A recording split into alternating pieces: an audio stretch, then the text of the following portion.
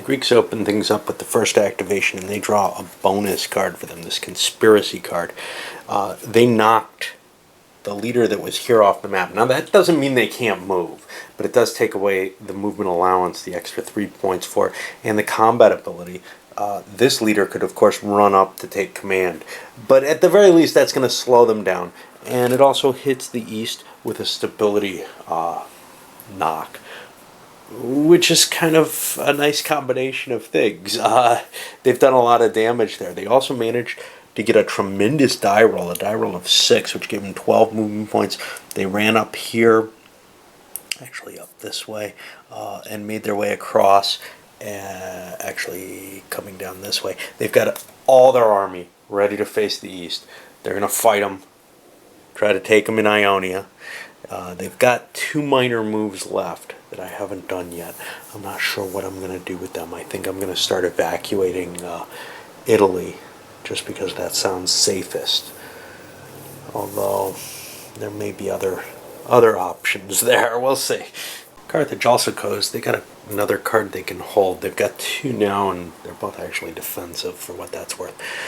They've marched their main army out of Lusitania and up here. Now that was kind of a mistake. I kind of wanted to do a breakdown or something into Lusitania, but instead I sent the light infantry here. It broke down. Garrison, that's going to work well for me, but I may end up wanting to build a town or something there. But there's tons of places I want to build towns. I've got garrisons all over the place. I've only got so much money and so many actions, to tell you the truth, that right now it seems more important to move my pieces. This other garrison can go into Telekinesis if need be. What's kind of nice here, not only did I knock out the Greeks, but I'm in position to hit the tribe. Now, yes, I'm ignoring Galatia and leaving it alone, which is a pain because Galatia has actually got this extra valued space. But that puts me in a position to march into Rome. And in particular, in a position to march into Rome where Rome is the less effective. Chances are, if the Italians are going to do anything, they're going to swing down this way. I was considering a naval action to go into there. But, you know, my troops are all based out of here. Starting this war with Rome at this point seems like the right time to do it.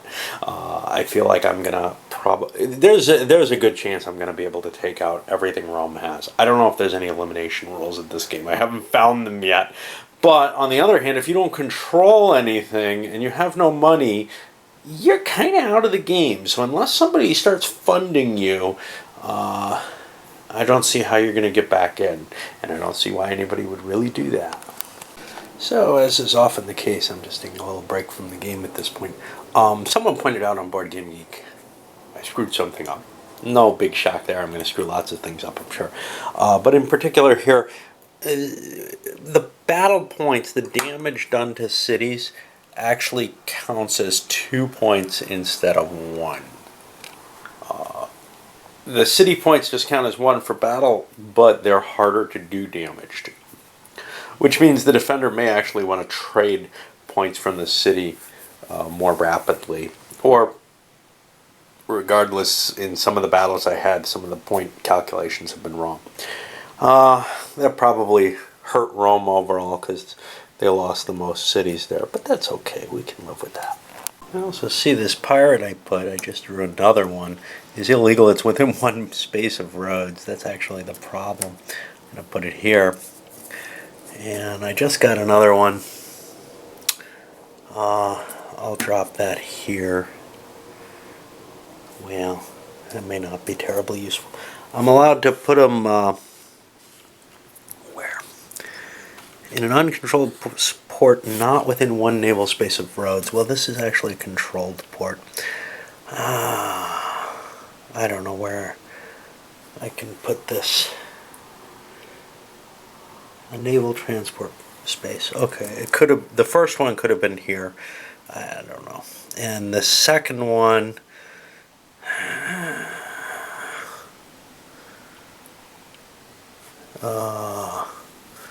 Nicomedia is uncontrolled right now, so I can throw it there. The Seleucids push down here, getting themselves ready to take Judea. They're about equally matched here. and they don't want to launch that attack. The Greeks may well do it because they have this elite leader here who could do a lot of good in terms of possibly winning him a fight. Of course, the Seleucids could take that as a siege.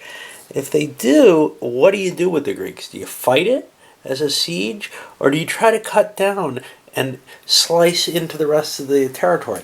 Slicing in doesn't make a lot of sense. You can't leave this army available to come marching into Greece. So they've kind of got a standoff right now. We'll see how that works out. I think the Greeks are going to have to try to break that so that they can see if they can win Asia Minor. But if they lose the battle, it could well swing the other direction. The Romans are in this horrible position.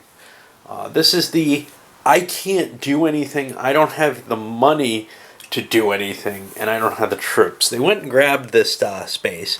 Great. They don't really have the money to upgrade it. Ooh, this couldn't have stayed. I hope I didn't charge the Greeks money for that. They don't have the money to upgrade the territory, this town. So therefore it's available to be taken. But they don't have anything else they could do. They can't spend money to build troops. Now in the original version of this game that got discarded due to playtest showing that it didn't work, apparently, and this is in the designer's notes, apparently you used to be able to do taxation instead of moving. As one of your activations you could say, hey, I want to tax and grab more money. They removed that, and you know, who knows how that originally laid down, but I can definitely see where that would be a problem. But as it stands, Italy is pretty much just wide open, vulnerable, and unable to do anything. You know, given that vulnerability, I'm actually going to take my minor moves, and I'm going to build a town here, and I'm going to upgrade this. And I think that cost me 3 money. Even if someone attacks them, at least I'm increasing my position for next turn. Here's the thing. If I don't do that, I have to spend these talents in order to take my turns next turn. Another thing that I noticed that I didn't do, nobody bought an OOP, a territorial objective. You kind of want them early so you can see which direction you want to move in. But money is very rare at this point. Now, granted, at $1 each, I think everybody made a mistake by not taking them. But mainly, I just forgot about them. The East got the next action, and they got the stability check. They hit Greece with it. That means we were hitting the lowest level of it, the instability check. Greece has to pay for bread and circuses, as it were, or else they're going to lose stability. Now, there's 2 points at risk. They have to spend a gold talent for each. They spent for both of them. But that's going to slow down whatever the Greeks might be able to do in this region down here. And then the Seleucids went and captured Jerusalem again, and they did that legally this time with the doubled losses, and started sending their force back. They also moved the extra little garrison over to Cyprus. I don't want to spend money on building something, certainly not there, and probably not here. This isn't really terribly necessary. In a sense, it's kind of getting it out of the way of being hurt somewhere. And the Romans paid their last buck. This is the last card they get. It's a rebellion card. It ended up, creates a random roll. It ended up coming on the table, hit Africa. I look up the rules on Africa. Every territory has its own special rebellion rules. In the case of Africa, it only affects Carthage and only if they have mercenaries there. So there's no problem. But remember, Carthage, first of all, Carthage has a low troop strength, so they want mercenaries. Also in the advanced game, they can use any card they like as a mercenaries card. So I got a couple of cards here. I can play one of these to buy myself a couple extra units, which is kind of a nice factor. I can buy myself cav that will convert into real units later. It's something I've got to remember before the end of the turn. Okay, so we had a brief series of things. Let's see, the Carthage went first, and that was actually last night. I'm trying to remember it. Basically, they pushed into here on Narbonese Gaul, and they haven't been able to get anything. They've cleared Tarraconensis. They haven't been able to get anything there to garrison it yet. They do have a garrison moving here, and they have this cav which failed to move. It didn't roll more than a 1. It's got a couple of high-cost moves there. Then Rome got drawn next. That was actually today. And they have no money, so they can do nothing. Which is good, because they really could do nothing anyhow. They don't even get a card draw.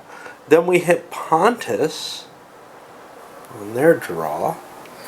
And they've moved down into Galatia, or actually into Cappadocia, but to get to Galatia and to take out the Greeks there. They just want to reduce whatever value the Greeks are going to give from that. Although, the way things are, if the Greeks lose here, in that chance, they're not going to necessarily have a line of communications back from Galatia. It looks like they're pretty much cut off there, so they wouldn't be collecting the income from that anyway.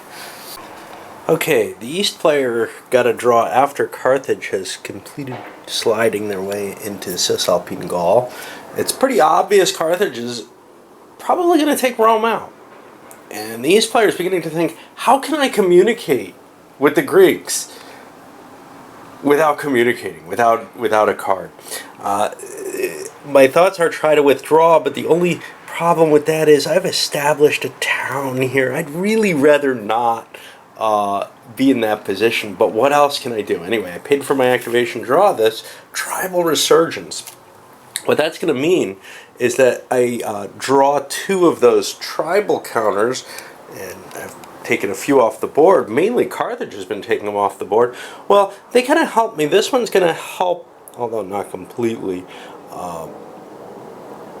potentially set up a situation where maybe supply could be closed from this Carthaginian army, although I doubt it, because no, Corsica and Sardinia are hard to get to. You got to get down to Rome to get to them. But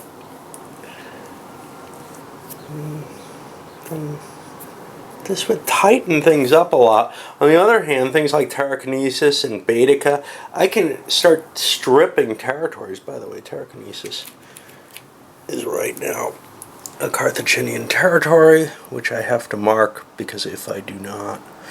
Is that a province? Yes. Not territory. Anyway, I can strip away a couple of those territories. So that's what I'm going to do. I think that'll probably have more effect in the long run, because there's nobody to take advantage of this. There's nobody who has troops over there. Well, the Easterners were unable to express any kind of goodwill. All they did was move forward with this. They didn't attack. The Greeks got this bonus alliance with Pergamum card. I'm not entirely sure how this all works, because there's additional Pergamon pieces that appear to be available more than the initial setup, and there are Pergamon leaders, and I have no idea how those come into play. But as far as I can tell, all this does is gives Pergamon's troops to the Greeks. Great. Maybe there's some scenario or some card that does more than this alliance does. But as far as I can tell, this card just gives the Greeks the right to use the Pergamon troops, and they did so by moving through, collecting them up. Actually, they collected up just from here and launched an attack. It failed. They were only a +1 total, because the East spent all the rest of their money on siege experience, making sure, it was only $3, but making sure that they didn't lose that first round. Wow, it only gives them a +1 too, but they wanted to be certain that they had every advantage they could. This is all they have on the board right now. Okay, so they beat the Greeks. The Greeks come back, grab some more, and attack, and get a slight advantage. Again, +1, and they rolled equal. But in terms of the damage done, because the Easterners have some light infantry and such not, they actually kind of took less damage. And so far, this combination of an exceedingly fast and an elite leader is not really doing the Greeks a lot of good. If it was field battles, they would have been in better shape, maybe, except that there's Cav for the Seleucids. Alright. Got to shake out and see a couple of the rules we haven't seen. Well, first of all, just one really. The East got an activation which they couldn't afford, just like Rome can't afford. They spent all their money on the defense here, which was successful, but now they don't get any more actions for the rest of the turn. Now Carthage got an activation. The card they drew, they had to discard a hold card because they were holding 3. They don't have anything they want to play. Of course, they could play them and spend money to get mercenaries, but they don't want to. But they picked up the alliance with Rhodes, which is kind of interesting. Some extra fleets that they could put into play. The problem is, it costs money to play. Unlike the Pontus, was it Pontus? We had a recent alliance. I think it was Pontus. No, Pontus is a direct card. What alliance did we get? I guess it's this one here with Pergamum. The Greek alliance with Pergamum allows them to, first of all, it's free, and secondly, it gave them troops that they really needed. Rhodes costs 3 talents and doesn't really do anything for Carthage at this point. If they're challenged on the sea, it would be worthwhile.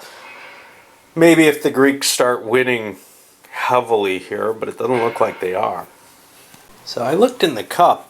There's only 2 Greeks left, which means the Greeks are going to get the last 2 activations. Carthage, apparently this was their last activation. I wasn't really paying attention. Because of that, they ended up buying control of this formerly Roman town. They've swept down. They've made the extent of their incursion against Rome for this turn. They have not taken the city of Rome, which they really would have liked to have ended the turn with. Unfortunately, they were only able to get 1 attack in. They wiped out the legion. They ended up 1 point short of taking the town and were driven back. Such as they actually spent $1 on siege equipment to improve their chances, but yeah. And here the Greeks come marching down through Lycia with 2 activations, the last 2 of the game. No chance of anything the East can do to affect that. They marched down this way, avoiding Pergamum, because that would cause them to lose their alliance and be at war, I think, because they don't have any more troops except Greeks. And I'm not sure if these ever recover. Probably not. Anyway, moved our way through, capturing a couple of territories, including Lycia's whole province. All prepared to storm through here and figuring I'll take Antioch. And that'll put us in such a position that the East is probably not going to be able to invade Athens effectively. Right? That's my thinking. No money left. Boned out of a turn. Cute. That puts things in not a terrible position for the Greeks, but they didn't want to be all the way here. Their choices were go to the east or go back and defend their home area. And as it stands now, they're as kind of exposed as the Seleucids are. That could be a real problem. Okay, so the next step here was the attrition step. I looked through the board. I don't see anyone who's isolated. I had to think kind of about these guys. Can they make it back? Can this guy make it? Well, he's in a town. He's not going to be able to maybe make the cash back. I'm not sure. See, he can't get through this way, but he can slip through this way, actually. It's very hard to cut supplies in this game, either for income or for the armies. Very different feel from, say, I don't know, Imperium Romanum. Just somewhere up here. Where'd I hide that sucker? I'm not viewing it. Oh, there it is. I'm focused right in on it. Yeah, which maintenance of supply is actually really tricky. This, because of the point-to-point system, it's pretty damn simple. In fact, it's no, and at the 25-year level, that may make sense. But that's a game where it's really tough to maintain a supply line of any kind going through, something like Pannonia. So after recalibrating and counting, ended up with these, which is a little shocking. GOP, the Greeks ended up tied with Carthage. I thought Carthage was in the lead there. Carthage was a little lower on Civ points. The East a little higher on both Civ and GOP than I had recorded. Income stabilized, whatever. Rome is still at the bottom of the list for everything, which makes sense. I mean, they're hosed. So in terms of victory points, since they're at the bottom of the list for everything, they got none, but I marked the amounts that each side gained. The Greeks got the most at 10, and then I've already incremented, so you see the Greeks are at 19 total, Carthage is at 16, and the East is only at 9. Of course, Rome has nothing. The order of these determines a stability change, so Greece gets a point of stability for this, and I hope I haven't screwed up and forgotten some. I'm sure I have, because towns and such changed hands, and that affects stability, and I cannot remember these things well enough yet. It's hard to remember something that happens at any time. There we go. Let's see. Provinces. So, geez, I don't know. The East lost one for losing a province. Rome lost one for losing a province. Carthage gained one for gaining this province. I think they did not gain... They did not gain Tarraconesus this turn, and in fact, I think they lost Lusitania this turn. So their net is at -1. Yeah, I can't remember these as I'm doing them, and I don't remember which ones I've done already at this moment. What I was worried about was Greece and the East. I think I've done them. I don't know. All right. Well, Greece has not gained as much as they should, so they should be up another one. I don't know if I caught the East there. So Greece went up one. Rome's got to go down another stability for having the least victory points for the turn. And there I think we're done with the turn. In terms of leaders, well, I'll handle them next turn, taking them off the map, etc. But something that's important, which I do want to make sure that I take off. So I want to take off this elite leader and put him here for next turn, for the turn after next, to remind me that I'm going to be putting him, he's not going to go in the shuffle for next turn. That's all we got for this turn. I probably screwed some things up. I do have to align the chips as well, but I can do that next turn as well. I've shuffled the deck already. Whoop. All right, up it goes.